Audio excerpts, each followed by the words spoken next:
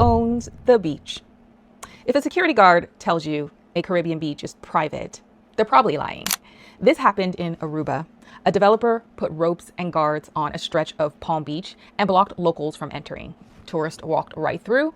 The locals, they were stopped. But here's the gag, friends. Aruba's beaches are public.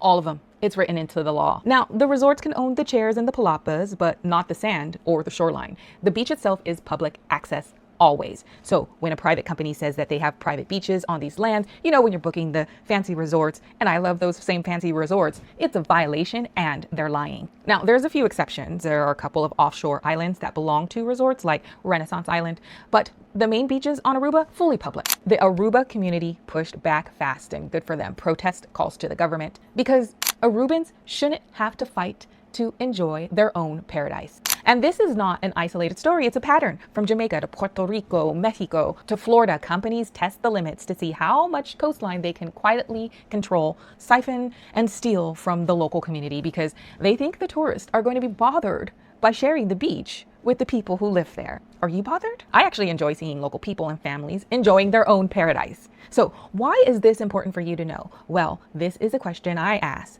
every beach resort before I book it. Well, first I research to confirm that their beaches are public, and then I ask, do the locals have access? And you know, it's funny because it's actually a trick question of sorts, because as an American tourist, I'm sure they assume that I don't want the locals there. But it's the opposite for me. It's the locals' beach, and they should have unblocked access to it. And as tourists going to these destinations, I think it's important for us to do our research so that we're not reinforcing a system that treats public land as a resort perk when it's really not. But you can flip that and ask the questions. Support local operators who rely on open access and recognize that the sand that you're standing on is part of someone's daily life, not a private amenity. It was originally our beach. We were using all the beach. There was never a crowding issue at a beach. And now, through continued expansion, after expansion,